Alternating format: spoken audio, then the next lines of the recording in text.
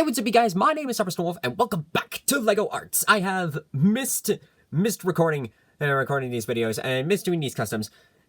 So now that I've recently finished the God of War live streams and in my free time I finally got the platinum trophy, I figured that it's a perfect chance to get back into customization, work on some projects, and I'm really proud that I finally managed to get this project done. So in our last episode, we did a showcase on custom clone troopers using parts from Clone Army Customs and AV figures. So here we are back with a showcase I honestly wasn't expected to get back to, and that is LEGO Devil May Cry. So the story behind this is that for a while the Sin Devils, Devil Trigger Nero, Sin Devil Trigger, Dante, and Virgil were sort of the last Devil May Cry showcase that I was going to be doing. But then someone in the comment section asked that could I do more Devil Triggers? And the more that I thought about it, it was just that actually sounds like a really cool idea. I want to give it a shot. But it was around the time that I think I was either working on the Avatar showcase, or maybe it was Final Fantasy VII or Ruby Volume 7. I mean, I can't exactly remember when it was, but it was during at a point where I was working on some other projects, so at the time, I couldn't get around to doing DMC, and to get back to DMC, so I decided that, okay, after the 100 special, I'm gonna, go back to these guys and work on them. And so here we have with Devil Trigger Edition 2. So as you can see, we have Dante Devil Trigger from DMC 3 and 3, Virgil Devil Trigger from DMC 3 and 4, and 4, Dante Devil Trigger from DMC 4 and DMC 5 and 5, and a fan design of Virgil in DMC 5. So all these guys took quite a while to do a lot of paint, repainting, sculpting, and I think he got outside the box with each and every one of them. But for the final results, I think these guys came out pretty cool. So, as you guys know the whole drill, we're going to take these minifigures one at a time, do review them, explain my process, why weapons aroused, and then go from there. So, without further ado, let's get the pedestal out and get the showcase on the road.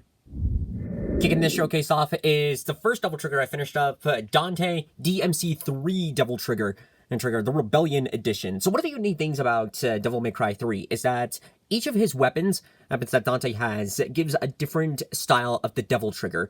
I decided to go ahead with the standard one, the Rebellion one, because it's one of the more iconic ones, and also I didn't want to waste too much time making all the Devil Triggers. It would have pushed this way further than it already has, and it also realistically only would have just given me an excuse to work on new weapons and such. So anyways, so for looking at this trigger, as you can see, he's got the Rebellion. I wanted to give him this one because since it's Rebellion trigger, it fits perfectly. So when doing this figure, it was definitely an interesting process to try and do. I mixed together my own bright red paint. I mixed it with dark red with the brighter one. You could kind of see that the detailing on the scales. It's not perfect.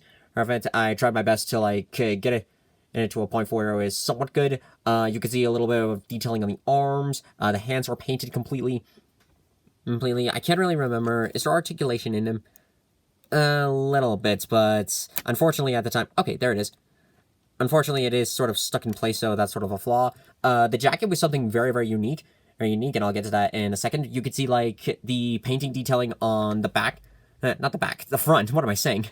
On the front, you could see of, this sort of skeleton, detailing design. The face was definitely a bit of a challenge. So, to sort of help with the face, I can't remember if I've done this before, but what I did was I took, a spare decal for another minifigure that I had, and then, painted around the face, except for the mouth and the eyes, and then I painted in the eyes, and over the mouth to, match it up with how this figure would, really look like all matched up and everything, and it's, there's words for it. The teeth could have come out better. Teeth is still something that I'm practicing to this day. And with the eyes, I tried to give it make it more like Lego eyes. So I give it two separate, two shades of orange, his orange colored eyes.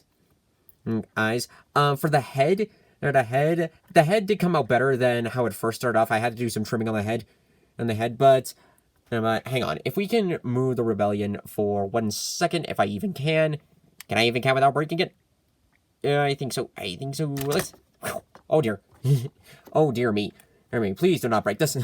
But anyways, okay, so with the sword out of the way for now, you can get a better look at the figure. With the head, And like as I was saying, the head, it's been trimmed, but when you look at the head, it looks like an alien. It really looks like an alien. An alien. When I'm thinking, just when finishing this, it's just like, okay. Okay, so it was a little weird. Weird at first, but I've grown used to it. On the other arm, you can see like there's like a different style of detailing, which I really like of how they did the double trigger. I had to double check it a few times, but I love it of how like in the game Dante like tore this sleeve off a bit, and I love it how it carries over to this double trigger. You can see like the torn sleeve and everything. So that's really cool.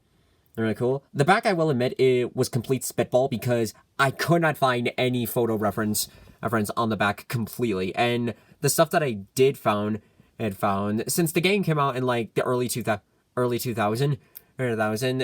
graphics aren't really so great. So it was really hard to tell like the exact sort of detailing into it.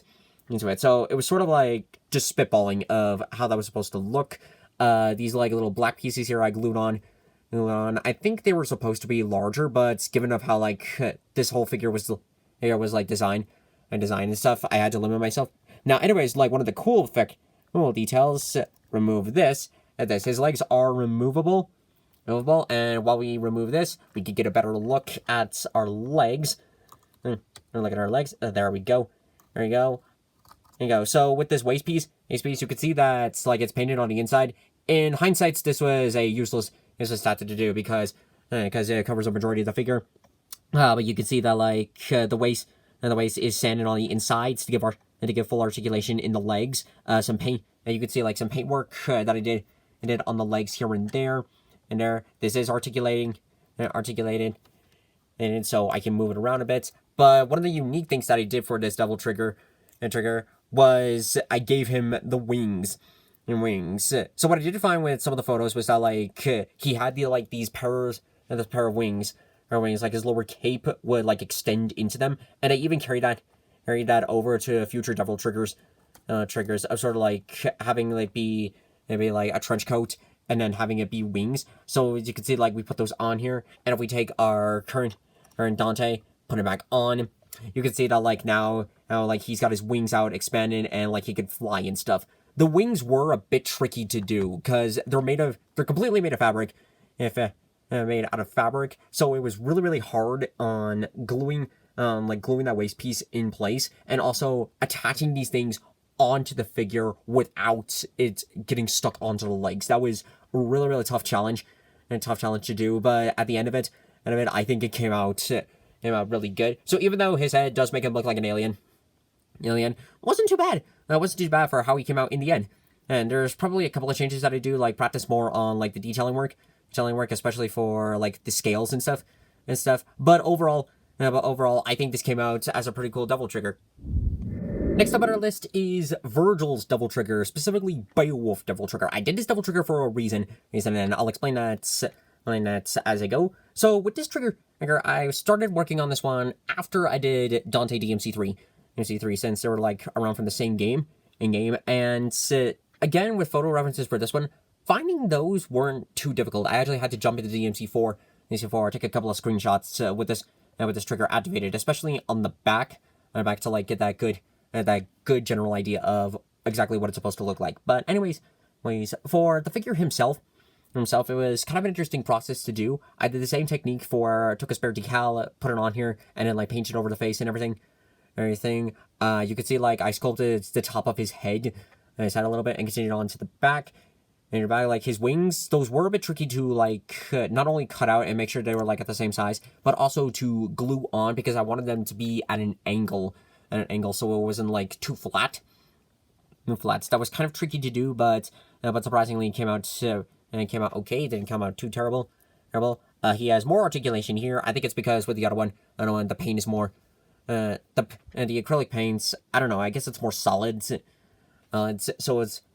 So there's a little resistance there, but this came out a little bit better. On his torso here, you could see that like I did some detailing on half of the waist. I think it's supposed to be like a jacket. I honestly have no idea how this thing is designed, but I did that, and then like you could see like a little more detailing like on the way, on like the torso here, some on the waist, but not too much, And now for like the legs and the arms. So since it's Beowulf, as you can see, like he's got his gauntlets and he's got his glaives. I made these out of. I like took a cereal box and cut off pieces of it, then like glue them onto like the size of the feet. It was a bit tricky of getting the size of like each of these pieces to like make sure they were like at the exact same size and one's not like larger than the other one. But it's not too terrible. I think there might be a better way to make those, but I was using the materials I have and it's okay. Okay, it does pull off pretty well. You can see that like he's got the like claw feet. And like the only other ones that have this is the Sin Devils. I decided to carry that over for this one for the designs of Beowulf. And speaking of Beowulf, you also can see like get a better look at these gauntlets. As you can tell, these are not the typical gauntlets that I've done before. Or I've done like clay on the hands in the past before, like when I did Fox from Team Coffee, and Yang's and shotgun gauntlets in Volume 7. And even when I did my first Yang, I was trying to like carry over like some of those same techniques over here. Like underneath this is a handcuff base, and then like the whole thing is covered in clay. It does look kind of weird when looking at this. I mean, it does give out the representation of Beowulf, but at the same time, there's some stuff that's if I was much better at sculpting, I'd like change it up here and there. You could also see like sort of seeing the light this metallic blue that I wanted to put on here, sort of like the representation of his scales. And one of my favorite things about this is like the detailing on the legs, So you can see like the white and the metallic purple are all sort of like blending in together. I wanted to go with that because on the game, especially DMC4. You can see sort of like that light flowing through like each of these parts, going from like whites and then purple. I wanted to carry that over for this one just in case. Though I will admit that there was a high chance that wouldn't have happened because it's such small detailing that I had to take. I was actually using tutorials from Michael MGF that he's recently been doing like these tutorials on showing how to do custom minifigures, and one of the tools that he uses is a push pin. So I've been like sort of using that technique on helping with some of the like that very, very small detailing for like a fine point. So I did that for around the legs, and it does look kind of cool. Like it could come out a little bit cleaner, but it does give that sort of idea that like the light is flowing through the figure. I will admit there is one thing on the face that could be done and changed up a little bit. His teeth aren't too terrible, but could be and changes it up here and there. I do like the detailing on the top of his head. The detailing on top of the head does look pretty nice, and you can kind of see like his spine on the back, and that sort of like same light detailing and then coming off on the back, as well. And even though there's a couple of changes here and there, I can't remove Beowulf at all. It's permanently stuck to him. Even though there's a couple of changes that could be done here and there, I think it still pulls off like the idea of Virgil's second devil trigger, and why I chose to do his second devil trigger. I'll explain like as we go further on into the video. So next up on our list is the second Dante devil trigger from DMC 4 and 5. So this one I recently finished up along with the other Virgil, and I'll get into detailing more. So as you can see with this figure, he's carrying like Devil Sword Sparta version 2. I'm actually going to set this aside because I've recently talked about this one. If you want to learn like more stuff about the discussion about this sword, you could check it out in the recent update video that I did. But anyways, looking at the figure itself, I'll admit this actually came out better than I was expecting. Like, he's not perfect, but he does look pretty cool. It's like pretty cool as like the sort of final finish. But anyways, when doing this figure, it was sort of an interesting process of how I managed to do this one. So I was working on this one and the other Virgil around at the same time because like their design, especially their coat pieces, was definitely unique. You could actually see that I cut out the pieces over here because for two reasons. One, I wanted more articulation in the arms, so I cut those off completely. And also, when I saw photos of Dante in this devil trigger, the wings don't fully wrap around his arms. They actually like and like just go underneath, and then like go on the shoulders to represent this like the cape, and then when they extend out into wings, that's when those come out. So I wanted to do that and sort of like pull that off, and it actually works pretty good. There's like more articulation in the arms, Though I do admit I had to actually like, whoa shit, wow, sorry about that. I had to actually cut out some pieces, a little bit of the insides of the arms, so that way there's more articulation, because they actually got stuck in place at one point. So I did some modifications there. What the feet, I'm holding them up so you can see in the light. You can see that like there's a green paint, and some dark green paint, and some detailing on the red. It was a little tricky to do, and to like find the photo references here. I actually had to look at some of the concept arts for this particular double trigger, and you could see some detailing like on the torso here. Here, I actually extended out like these, these razor pieces here.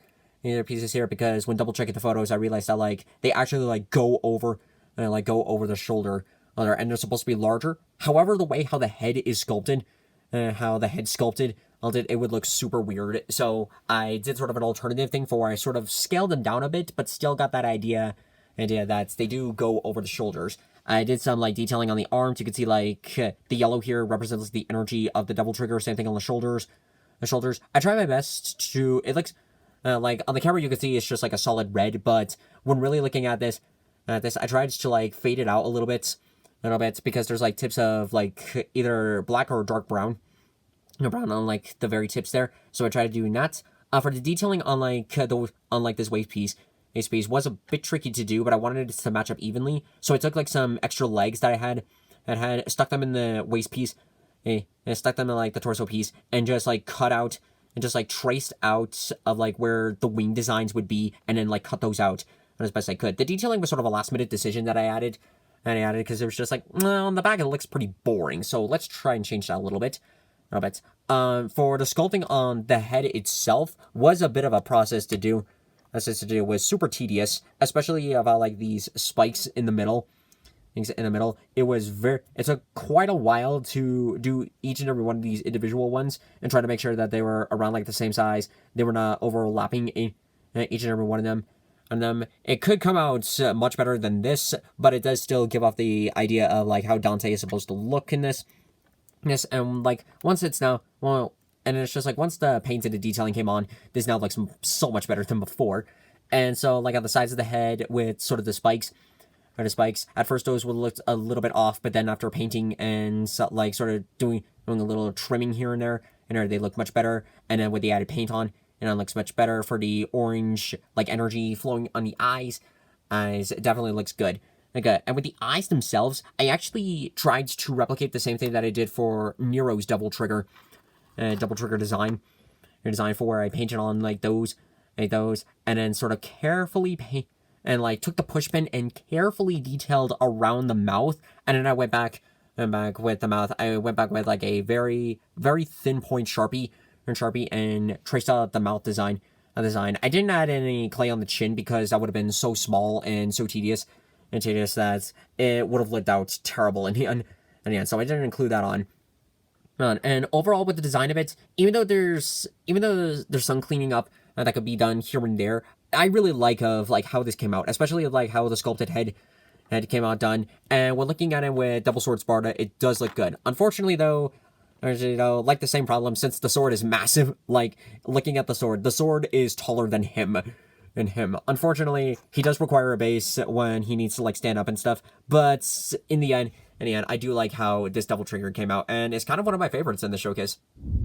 And last up on the showcase is Virgil double trigger and a fan design of what he would look like in DMC5. So like how I did double sword Virgil, I based this off of like a cool concept art design that I found, which I'll leave a link to that website in the description below. Go give the original artist credits because they did fantastic as I got like designing this character. And it was also based off of the concept art from DMC. From like DMC5, so I also use that as sort of like a photo reference of how to design this figure. And designing him was a bit tricky to do, especially on like his torso or so and his head, which I will get at in order. So as you can see, he's got Force Edge, or the Force Edge sword, which is also in the talk video. So we will set you aside. side. So get a better look at the figure itself. Itself was definitely a process to do. I replicated the same design that I did for DMC, for the other Dante, Dante double trigger on these end pieces extending over. Why is this thing so loose? I think I might need to get a new backdrop for this one. But anyways, you can see like the design carries over, though it's more in reference with the DMC 3 Dante. You can see like more design like on the top of his head.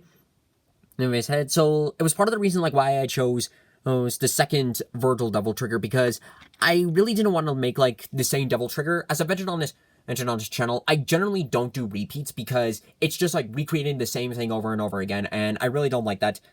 So I oftentimes try to avoid that, and try to avoid doing that. So I didn't want to like do two Virgil double triggers in the same design. I wanted to do variety amongst them. So that's why I chose the other double trigger for this one. For this one, it was definitely a process to make, and to make. There's a lot more detailing on his face than the other ones. It was very tedious to do. I actually had to refix the eyes before recording this video, because I wasn't liking how they came out. The sculpting on the head was kind of tricky to do. You could actually see like the detailing on the back. Like with the other double triggers, I was solely spitballing of how he's supposed to look. Because since this is based off of a fan art design / concept art, it's really, really hard to tell of how the back is supposed to look. So I was solely spitballing of like how he's supposed to look. Some detailing on his legs. I think he has some articulation. Yeah, he has a little articulation. There is some on his arms, but not a whole lot. And so I probably should have like done a little trimming on the insides of the waist just to make sure. But unfortunately, I did not realize that until after I had put these pieces on and realized that like, oh no, I kind of screwed myself by accident. But that's okay. And one of my favorite things about him is his sheath. His sheath was definitely a very unique piece to do. I actually had to hot glue this in place because the wood glue, I've officially realized that like the wood glue isn't so good anymore. I might need to switch to like a glue brush or something better. But you can see like he's got the Yamato sheath.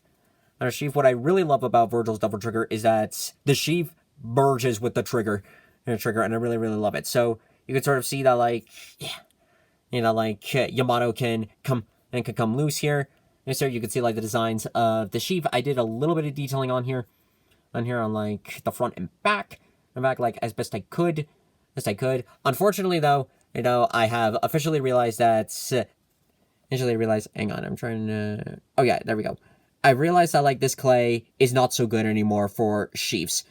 As I've said in the talk video, I officially need to remake the Yamato sheath for Virgil, because this clay, while it is pretty good and good for like sculpting stuff, it's much smoother and softer. Unfortunately, it's not too good. That's too good of like keeping stuff in place for too long. And when it dries, it actually sticks some stuff in. Like with the sword, like with the sword, for instance, you saw of how difficult it kind of was for me just to pull the sword out. And I actually had to do like an old technique that I haven't done in a while, and I was like taking clay, and I was sort of like taking the sword, taking like some chapstick and using it as a lubricant, so that way the sword could pull out. Unfortunately though, it doesn't last for too long. So this is clearly something that I need a much sturdier clay for this. I'm not going to be buying it for a while, but I've officially decided that. And when it comes to the time, I am going to switch to Procreate, because I've heard that it's very easy to sculpt, and when it dries, it's as hard as a rock. But it should be able to work for like sword sheaths, because the only one that I've managed to make a good sheath of was when I made Genji from Overwatch. So I'm gonna be doing that, and some final detailing. Like you can see that I did a little detailing on like his torso here, sort of like showing like his muscles and everything. You can't really see it so well, but he's got but I took a Sharpie and redrew his mouth, and overall that's like the general design of it. So I don't think this sort of like double trigger is going to appear in DMC 5. I have special edition when it comes out for a playable Virgil. Virgil, but I do like that they did concept art for the character, for like what he would look like if his mechanics work similar to Dante. I'm having like a standard double trigger and sin double trigger. Maybe it might come out, when that game comes out, but given the gameplay that we've seen recently, I don't think that's going to be the case. But either way, this was a fun design to do. This was a fun little project to do, aside from a couple of changes that I do. And in the end, I really like how Virgil Double Trigger came out. And that's going to do it for this episode of LEGO Arts. I hope you guys enjoyed this video. So to close it off, as you can see, we have the rest of our double triggers here. I decided to close it off with them because I think it looks pretty cool of seeing all of them together. These three double triggers, the Sin Devils and Nero Double Trigger, are still my favorites of all of them. But in the end, I really like how the other ones came out, and it was a fun idea to sort of expand out and try out some new ideas when making these guys, especially with the fabrics and some more on the sculpting. I'm still going to be practicing on some new ideas, but I love how each of them are unique in their own special way.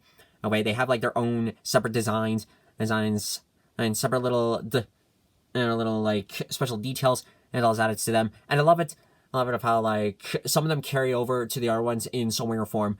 But in the end, overall, this was a fun idea to do. So I honestly don't know if I'll be coming back to Devil May Cry and Cry for a minifigure showcase, because I actually don't know any other characters to make. I really don't. Like, I could do like V's demons. And if I decided to do Double Trigger again, I would love to redo Beowulf, but maybe in Dante's version, because I have a new idea. Because one idea that I would like to do to practice on Beowulf would be like some of those Vambrace custom pieces that I feel like that maybe I could use those as like a base to sculpt out Beowulf. That could be something to try out in the future. I will say that the one Devil May Cry that I do not want to do any showcase on is DMC Devil May Cry. I am not doing any minifigures of any of those characters, especially on the characters. Those designs, somewhat okay, but I've talked about the game before. I am fine with the gameplay. The story is god awful, and it needs to be fixed. Anyway, so for some future projects in the future, I do know that if I remember my list of like some of the stuff that was confirmed, I know I talked about doing Umbrella Academy 2, Umbrella Academy 2. I think I had mentioned of maybe doing more Star Wars. I can't remember the entirety of the list, but recently I have decided that to go back to a couple of projects. I'm actually thinking about going back to Sword Art Online, specifically on redoing Kirito's coat. His coats. Like the current Kirito, he's okay when I started out with him, but with these new techniques and skills that I'm learning on, I really feel like that I can really make something new, something new for him, and maybe even make him some new swords. So that could be an idea in the future. I've also decided that to go back to Five Nights at Freddy's. That's been a project that I've been meaning to get back to for a while. I haven't really done so, but I now have an idea of what I want to do. And even though Halloween is literally tomorrow, it would have been perfect. On doing that design. But to like special events, I think with these, with this kind of theme showcase coming out for like Devil May Cry 5 Special Edition, like on the horizon and everything coming out next month. I'm definitely excited to see like how that game will go. I might not be playing it on PlayStation 5 because, for starters, I don't even have PlayStation 5, and I don't know when they're gonna be like restocking and everything. But if it comes to a point where I can't do it on PlayStation 5, I'll definitely be purchasing the Virgil DLC. For PlayStation 4, and we'll be taking a look to see like what sort of mechanics have they done to him, and what new controls that he holds. And overall, I'm just really excited to see how far that go. So overall, that's gonna be it. So if you guys would like to see more videos like this in the future, be sure to subscribe to the channel, hit the bell for notifications. Your bell button helps us work on those like projects. And remember that was so fun. So anywho, thank you guys so much for watching this video. If you liked it, hit that like button, comment below what you think, share it to your friends, subscribe to me on YouTube, follow me on Twitch, and here's a half of the road. Thank you guys, and I'll see you next time. What do you guys, Moon Rises?